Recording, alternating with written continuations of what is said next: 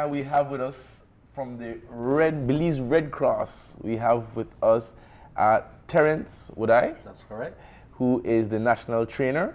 And we also have, you have to help me with this first name, Tremaine? Yes. Yeah. I got it right, Yeah. Mitchell, who is the project coordinator and youth focal point officer. And we have Feliciana Vernon, Yes. who is the monitoring and evaluation officer. Morning, guys. Good morning. All right. So we're celebrating World's First Aid Day on Saturday. What is that all about? All right, so every year worldwide, the Red Cross, you know the Red Cross is a worldwide organization. So we're celebrating World Red Cross Day the second Saturday of September every year. This year it falls on this Saturday coming, which is 8th of September, Saturday. And what we're doing is just awareness, first aid awareness. And this year's theme is first response to road crashes. So we're basing around that theme. Okay. You know, in Belize, we have been hearing about a lot of road accidents. Yeah. In most cases, if you are the first person on the scene, you might panic, you don't know what to do, where to start. You might call the ambulance, but in our instance, the ambulance might be 30 minutes away, and you can provide that first care. Yeah. So we need to know what we can do when we get into these situations. I know that's the focus this year, but one of the things that comes to my mind is that during September we have a lot of public gatherings. You're right. And you know, what do I do when we have these public gatherings and God forbid somebody faints? I'm not just only talking about crime, I'm just talking about somebody who can't take the heat. How do I respond to those things? Too much. Yeah. Simply fainting is a reduction of blood flow to your brain, so the person will pass out. A lot of people, because of cultural and tradition, we have been using the wrong methods of caring for fainting. And if you know, a lot of people would use what? Let me ask you guys, what would you use on someone who faint? Like use on them? Yeah, to kind of get them recover. Clear the space and fan them? Salts. And you're right. Exactly. That is what I'm talking about. We don't use smelling salts and alcohol. The reason for that is when the body collapses is a way of telling the body, you know what? You need time to recuperate. And the reason you collapse is not to create further harm to the body. So when you're putting smelling salts to someone's nose or give them alcohol, that goes to the nerves and alert that person right away and bring them back. And you don't want that. Too early. Too early, The exactly. blood rushes? Exactly. You're not giving the body enough time to recuperate and rest. So it could be harmful. Yeah. But this has been tradition for years, and it's something we're trying to change. It's difficult, but yes. No smelling salts. Yeah. However, what you can do, move them from the heat environment, put them in a cool shade, have them lie down flat on their back, loose tight clothing, give them some air, and monitor that person. Make sure the airway is open. That person should recover quickly. Yeah. When someone is on their back, the blood will slowly go to the brain and the person will recover. Yeah. Interesting. There's so many aspects to first aid. Yeah, there and, is. and I want to ask, you know, every year, and not even just on First Aid Day, but anytime we speak with Red Cross, you promote having people sign up to be trained. Right. Do you see a growing interest? Yes, there is a growing interest. We do trainings countrywide, all over the country. We also do training outside the country at some points. Wow. Again, most people, like families, a typical family can be trained in basic first aid. Yeah. Also, we have big companies like BL, BTL, all these big companies that have a large staff, public people. So we train them. We go to the schools, the banks, offices. We try to reach out. It's always good to know first aid. In an event there's a disaster or something, an accident, most time people panic. That might escalate to a different level. We might lose that person because we don't know what to do. Yeah. So it's a good idea, it's a good thought, and it's always good to get trained. So in an event something happens, you have a basic idea, you know what to do, and you can act. Tremaine, correct me if I'm wrong. First aid is not just how to respond, it's also assessing risks as well. Tell me about that part. So, in order for you to render aid, you must check your scene safety at all times. Your safety comes first before you render aid. So you must do what we call the 3 C's. Check. Check your surrounding, okay, to see if any hazardous materials are wrong to harm you. Or persons, yes. Yeah. After that, then you check your casualty to ensure that that person, maybe he's not breathing or might be unconscious. Then the next C, which is you call. Call who? Who do I call? 911. I mean, anybody can call 911. They don't need phone credit to call 911. Yeah. So ensure that you point out to somebody. If you know the person's name, I can say, you, Marlene, please call 911 for me. Mm-hmm. Okay, then you care. How do we care? And I believe we have some demonstration. I'm going to show Yeah. you guys how to do CPR. Okay. How do you check the airway? Okay. Yeah. So we're talking about encouraging people to learn first aid, and as you said, the theme for this year, which is a very prevalent problem in this country, is responding to a traffic accident. Right. And you know, from conversations, from my own education with Red Cross and other first aid entities, everything we see on a crash scene that is done is usually wrong. And they're right, you're right. You know, I've seen people videos of people through the media Right. yanked out of vehicles, and you know that's not supposed to be done. And then later on, they can't walk. Exactly. But it's not actually the car accident; it's being pulled out of the vehicle. Well, my assumption. I And don't know. you're Yeah. right. It's awareness. At a scene of an accident, if you don't know how to handle that person, you leave the person, monitor the person, and call for additional help. Keep in mind, as first responders, this is a basic first aid and CPR training. Yeah. You need to take an advanced training, especially you suspect someone have a spinal injury, Yeah. and that person is lying on the back and they starts to vomit. Now you got to be careful how you move the person. You need to move the person, but if the person vomit, they will choke. So you need to move the person. Yeah. You move the body as one unit. You don't just turn the head. Again, first response or first aid should be done right there at the site, on spot. However, there are some situation that we might need to move the person out of harm's way to a more secure location and continue training there. Yeah. I mean, And you say move the body as one unit. yes, let's say the person is lying flat on the back. The vehicle is there in the ditch and the person is moaning. You could see the person is in pain. And all of a sudden the person starts to vomit. You won't be able to only turn the head. Yeah. If the person has a spinal injury, it could create more harm. You could paralyze the person.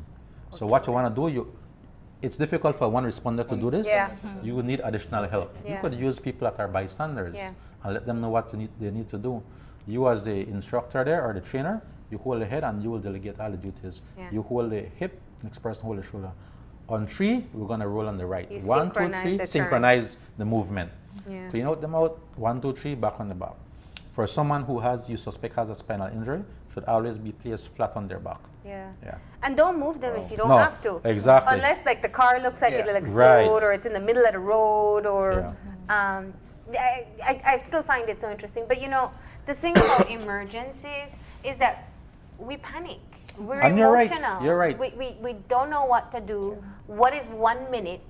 It feels like an hour. So 30 minutes for an ambulance just seems like forever. And I feel that that person needs to get to. So I throw them in the back of my in the pan of my truck, Right. and we speed down the bumpy road to the hospital. We are creating more harm than good. You mentioned panic, which is right. Yeah. Even after being trained as first responders, you might find yourself in some situation that you kind of panic, you're going to shock yourself. The reason why, it might overwhelm you. What we have that will give you that confidence is our first aid app. We have spoken about this before. Nice. The first aid app acts as a complement to our trainings. Yeah. You know, you might take a training, you're certified for the whole year. 6 months might go and there's no incident. You might forget some of the skills and technique. But this is with you every step of the day at your fingertips. Now you want to download the app on your device and just don't leave it there. Yeah. You want to review it on your downtime, so you have it up here. In the event of an emergency and you forget, it's right there, click on it. Yeah. This can be downloaded on iPhones, Androids, and tablets. Go to Play Store and type in First Aid by Belize Red Cross. And it's a Belize app. That's what I love. Locally, yeah. it's Yeah. locally. It tells you what to do step by. It's an offline app. So once you have internet, you download it, and you could go anywhere without internet access. Play the videos and go through step by step for whatever emergency. And you guys are ahead of the game. Technology. Uh-huh. You have to move up with technology. It's user friendly. If you have kids, you can download it on their tablets. They can learn first aid at an early age. They won't be certified, Yeah. but they'll have the ability, The knowledge. what Yeah. to do. Yeah. Now, when you look at having the knowledge, it's, I would say, about 90% of it. But there is some equipment that I could possibly have. I know there's normally recommendation that you have a first aid kit. Because, I mean, if the person is bleeding and you don't have anything Right. except for grass around you, Yeah, you can't do anything much.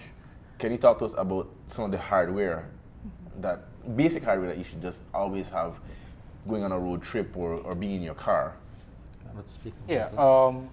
Some of the equipments that you can have. I mean, first aid is I don't want some equipment, that's some Well, big, like, fancy. But the tools. The minor tools that you can have with you is your first aid kit. Right. Okay. Now, not everybody have a first aid kit in their vehicle, a fire extinguisher in their vehicle, which is highly recommended because oftentimes you come across traffic accidents and you might see a small flame starting. Yeah. What do? People panic. Pull your fire extinguisher and extinguish the fire. Okay, first aid kit has in your gloves, your bandages, your gauze, okay, everything that you need to render aid. Now, in the case that you don't have a first aid kit in your vehicle, it's simple. Use your environment. If I don't have a glove, 90% of the time Belizeans don't have a glove with them. And that's true. Okay, what can you use? You can use two things, or many things actually. You can use a cloth because we don't promote hand to blood contact because it's a no-no. Okay, use a plastic bag. If you don't have a plastic bag, I am assuming that majority of men has a condom in their pocket. Use a condom, put it on your hand, and apply pressure to the bleeding. The single men have. Well, the single man, yes. Okay. Again, if you need a splint and you don't have a first aid kit, use a piece of wood, okay? Or if you have a book in your vehicle, you can use it as a splint. And Phil will show you guys how to control bleeding in a bit. So it's simple. You don't necessarily need a first aid kit, but it's highly recommended that you keep Makes a it first aid easier. kit. Yes, it's easier. But simple things like gloves you can Yes, keep you in can your car. keep definitely. in your car. Yeah. Definitely. And the reason you don't want to touch the blood is you don't want to be contaminated with Yes. any diseases like HIV. Right. Yeah. For first responders and everyone that are at the scene of the accident, safety is first. Yes. You don't want to have two casualties instead of one. Yeah. So you always want to protect yourself at the scene, right? Yeah. And this weekend, Saturday, we're going to be downtown in the Battlefield Park next to Brody's. We're going to set up a tent, a booth there, just to give information about first aid, especially now September is a very festive month in Belize. People will be Very traveling countries on the holiday and with their family drinking and partying. So we want to give everyone some safety tips. If you're driving down with your family, do not drink. Yeah. We might be saying this, it might be going through one ear coming out, but safety comes first. Keep in mind it's your family, it's your loved one, it's your friends. Do not drink and drive. What I've been seeing here in the city, going back and forth to work, people are rushing to go to work, and what they're doing, they're on their phone, texting. You actually see them texting. Now, not only going to harm yourself, but what about bystanders? People that are around you. So don't text and drive, don't drink and drive. If you're going to drive long distance across the country, make sure you take a stop, get some rest, drink some water, refresh yourself, and go again. Check your tires, road safety. Make sure you have first aid kit in your vehicle. Tremina mentioned the fire extinguisher. And always vests. In the night you're traveling in an accident, you could put on a safety vest with the reflectors or the triangles. Now, just think about these safety tips. Right? You know, and that's the thing about emergencies. We feel that we can't be prepared for them, but we can. It Yeah, you just can. sometimes it feels like you're being a little paranoid, but it's just in case that anything happens, you're prepared, right? And that's the purpose of knowing first aid. So you guys are gonna give us a crash course, a 2% of what the course entails, right? Yes. Yeah. So Feliciana, you'll be guiding us through that. Yes, for right now, I'll be teaching you about what happens when, what to do, how to render aid when there is bleeding. Of course, the most important part of it is to control the bleeding. You don't want to stop the bleeding totally because you don't want to damage a part of any body part, but you want to control the bleeding. So, for instance, if he is bleeding, he has a gash wound here, we normally put you could use a cloth or anything. For this instance, we'll be putting this as a gauze. And then when you finish that, you would use another piece of cloth, and then you would be wrapping around. The important thing about wrapping, like you mentioned, you don't want to touch the person. Sometimes, you know, body fluids, the blood is coming out. You can ask the person, please hold it down, put pressure on your hand, as he is doing right now. That way you might not be touching the person, as well as, you know, using the gloves on your hand. When you're putting a bandage, it's important to know that you don't start at the end, you start at the farthest away from the heart. Because you want to control the bleeding, but you don't want to stop the bleeding completely. So it's closer to his risk. Yeah, you would Yeah. start more at the wrist. Oh, So- I so what she's would have never explaining- guessed that. A lot of us local, our main thing is to stop the bleeding, so we'll apply direct Middle. pressure and wrap on the top. Yeah. But if you have, these are not roller bandages, these are triangle bandages. Yeah. But in the roller bandage that they sell at the drugstore, you want to wrap away from the heart. So you start away and you wrap into the heart, so you're actually slowing down the flow of the blood gradually. Right? So you wrap from the bottom all the way across. And if you're in an emergency, it'll be clot. I mean, Of course. t-shirt that you rip Of off. course, or- rip off a t-shirt or something, or just some cloth. So these Yeah. are all cloth. So wherever the furthest part away from your heart is, Into the that's heart. where. So if it's your leg, it'll be closer to your ankle Right. than up to your Yes. chest. Exactly. Okay. So then you would start here and just leave this piece because a part of it you will have to tie. So then you start, then you wrap closer, more closer up. How tight should it be? It should be tight enough to be controlling the bleeding, but not tight enough because at the end you have to feel for warmth and color because you don't want to completely stop the blood flow. So it should be tight enough to control the bleeding, but not too tight that they can't have any feeling for the rest of the, the Yeah, the limb. hand. Yeah, I also want to add, and you can check this on yourself right now. If you pinch your nails, you'll see the whiteness on your nail. Yeah. Can you see that? Yeah. All right. it's- So you release it, it gets back red. Yeah. That Let means me that see. the capillaries are there, the blood flow is there. Okay, yeah. If this wound was very tight and you pinch it and there's no change in skin color, that will tell you this is too tight. You'll feel your hands getting cold. Right? So you always check for these three things: feeling, Yeah. warmth, and color. You could put your hand in there and feel the warmth. You want to put it as tight as you can, but not too tight that it cuts off the circulation. Yeah. Just to kind of slow down the flow of the blood and Okay. gradually. So at the end you usually Okay, tie we it learn on something top every day. to Yeah. control the bleeding as well, and then you feel for, as well you pinch a hand, you feel for warmth.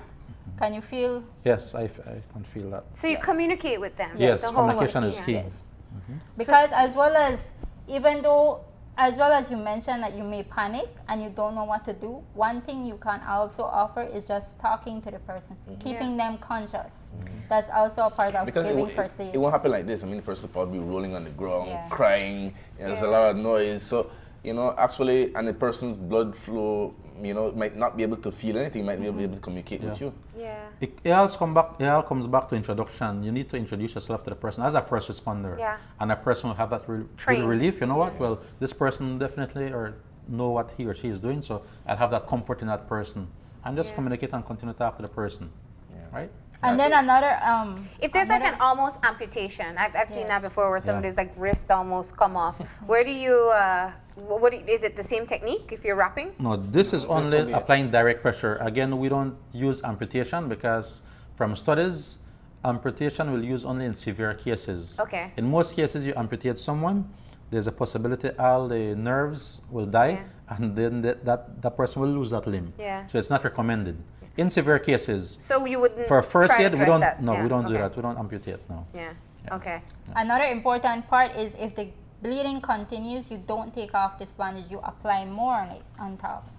So people would not know that. They would just take it out because, It's not tight enough. yeah. And you wouldn't want to take it off because you're trying to get clotting? Yeah. Exactly. Creating a blood Exactly. clot. So I you're got supposed something to right. put more on. Science. Now let me ask you guys a question. Okay.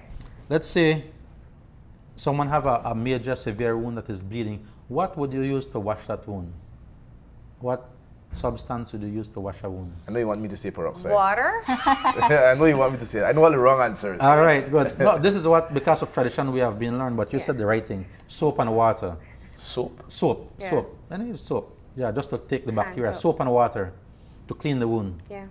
And for a major wound, you don't want to wash constantly because the more you're washing, the more it's bleeding. Yeah. And your aim is to start from a blood clot. So one wash, apply direct pressure. Yes, hydrogen peroxide from research and studies have noted that it cleans the wound, but because it's an open area, it affects the body tissues. Yeah. Kills the It will nerves. kill the nerves and will take longer to heal. You might want to know why this is not healing. So it's not recommended hydrogen peroxide. Water. But doesn't soap have chemicals in it? Yeah, it does have, but it doesn't remain there. It washed off with the water and everything. That's Yeah. interesting. Yeah. Yeah. Soap and water. There you go. As Yep. simple as that. So we found out how to stop or how to dress something that if you have a gash. Yeah. What else are we learning this morning? CPR. Yeah, You he's are going to demonstrate how to very do eager CPR. to show us this demonstration. Okay. I would love if one of you would join me. Go, Kevin. Yeah, I've CPR. done it I'm wired. before. I'm wired. Take off the mic. Keep in mind, guys, I'll do the baby. CPR saves lives, And most of us in Belize panic, don't have an idea what to do if someone is unconscious. Yeah. And that is when we go into that panic stage. If we know what to do, Yeah. we'll save more lives today. Yeah. So he's going to demonstrate how to do CPR. Okay. It's just that I've done the demo before, so I know it's Yes. more useful. It's very important information. So always use your protective barriers. You need to put your gloves on. So we're going to be doing the adult mannequins. I'm going to remove the... Not the baby? No, not the baby. The baby is way easier.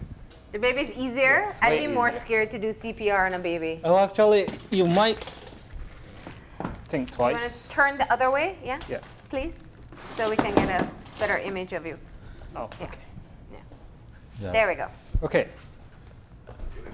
So, like I said, initially you would check your surrounding for scene safety. That will be your mannequin. Oh, it's my man. Yes, that's your mannequin. That's one of the You have your own body. You'll follow me, don't worry. Alright, good. Okay, so what I want you to do, the first thing you need to do is to check to see if this person is breathing. I don't think he is.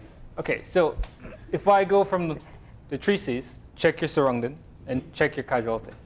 You tap the person on the shoulder, introduce yourself. Sir, sir, sir, or ma'am, my name is Charmaine, I'm a first responder. Okay.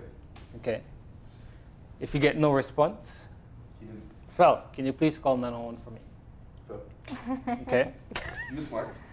Now, you're going to check the casualty.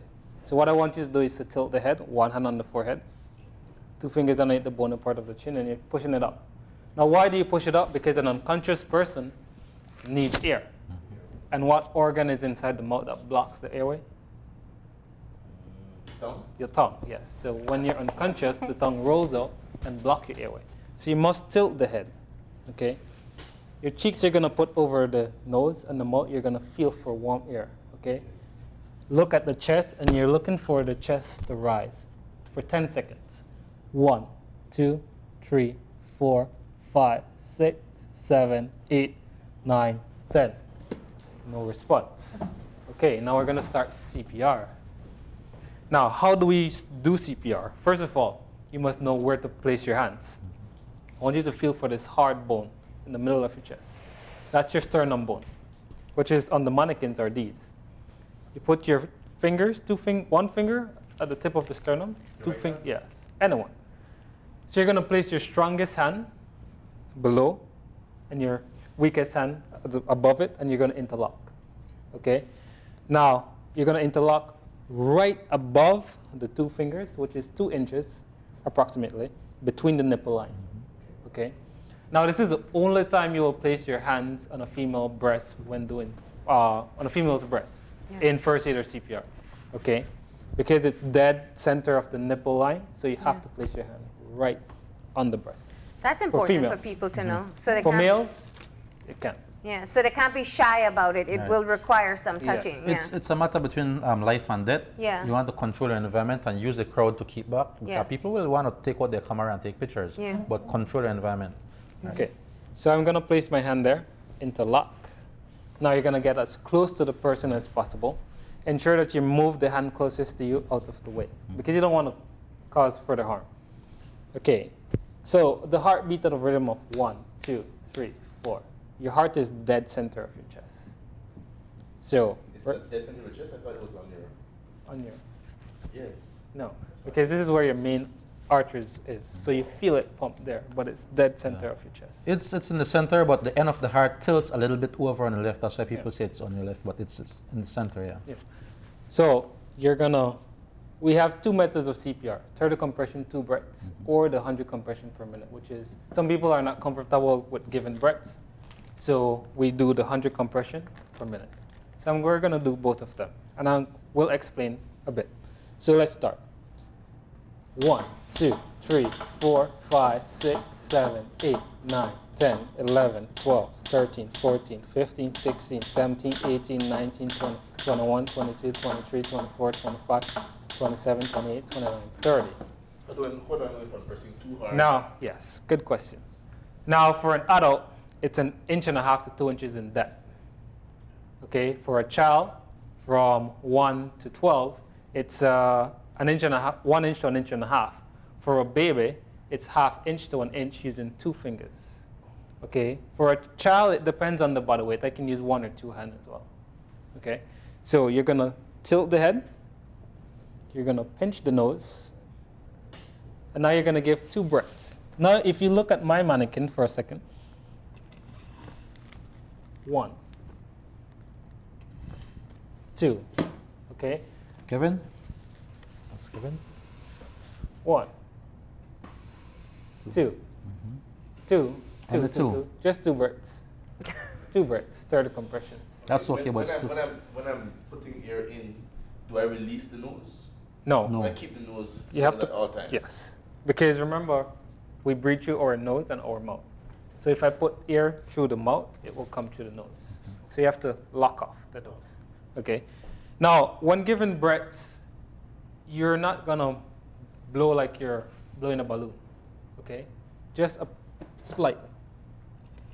1 second. 2 seconds. Okay.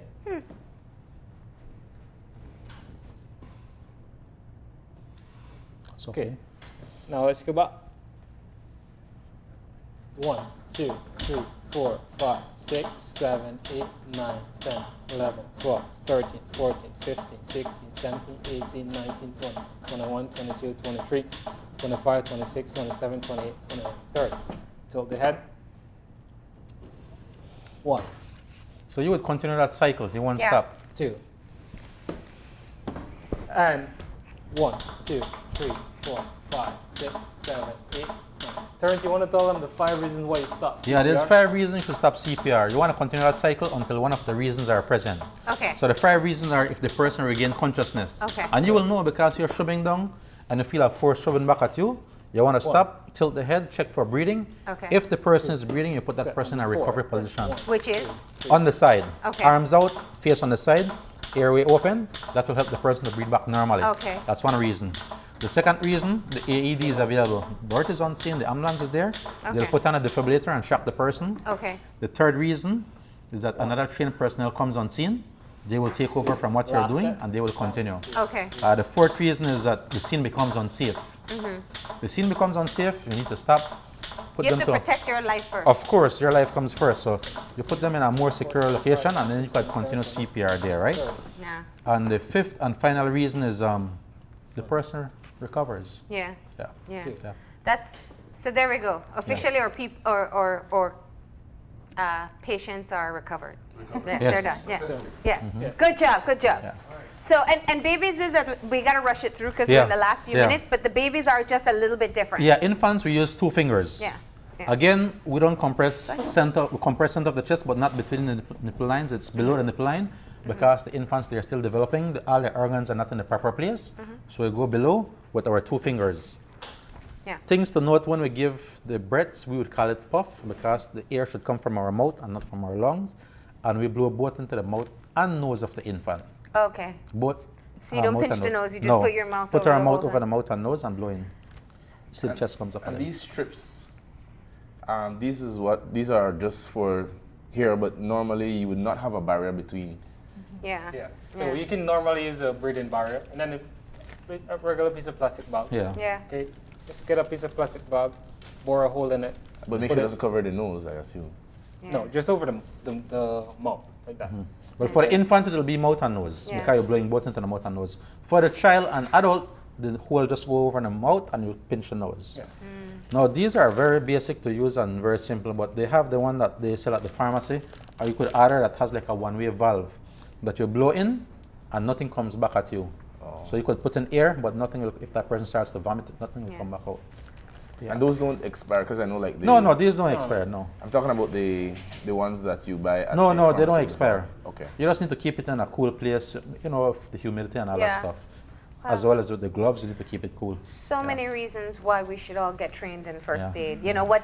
We see CPR on TV all the time. It's a lot harder when you do it yourself. Yes, Yeah. yes. It requires Yeah. a lot of It's manpower tiring. and Yes. specific locations. Right. Yeah. However, if you are doing at the correct technique and angle, you won't be tired. You want to count because counting will control your breathing. Okay. Yeah. All right. Does this also work for people who are just coming out of the water, they were drowning? Does this also work That's for that? breathing emergencies, exactly. That's a bit different. If someone drowned, what you want to do, pull them out, roll them on the side so whatever liquid is in there comes out. You put them on their back, tilt the head, check for breathing. There's no breathing. You put in 2 breaths. It doesn't matter if it's infant, child, or adult. When you're blowing in, you're actually shoving the water in. You start compression. It might be less than 30 or more than 30. It all depends. The person possible might start to vomit. That's a good sign because the air is shoving out the food. Okay. The person is getting oxygen. If the person coughs, it's even a better sign. The person is recovering. Now, be very keen now. Person that recovers from drowning, It's not. never put them to lie down flat on their back while taking them to the emergency or sitting up in a vehicle. Because the water will go back in, lock off the oxygen, and will drown right there in the vehicle again. Wow. It's what they call double drowning. Right? Yeah, Dry drowning. yeah, dry drowning, Dry drowning, yeah. So, So what you you want to do- transport them on the side, and for gravity, water will continue to come out the nose and mouth. That's natural. You mean on their side? Yeah, have someone hold them like in the recovery position, Yeah. but never seated up or never lying back. The Because fetal water- position. That's, Yeah, exactly, the fetal position. Easier to remember. I think that it's absolute. We want to say thank you first of all for coming Yes. in and Yeah, just giving us kindly. what is a crash course. Yeah, this is just the tip of 1% of Yeah, what you would exactly, learn in the exactly. course. But it really shows just how important it is to have the skill set. Once again, World Red Cross, World First Aid Day will be commemorated by Red Cross this Saturday at the Battlefield Park. What time will you be out there? 9 o'clock. 9 o'clock, right? So you can take some time and be able to find out more and figure out how you can get trained yourself. So Right. thank you once again. Thank you guys for having us We're as well. going to go ahead and take a break, and when we come back, we'll have or wrap up. So stay tuned.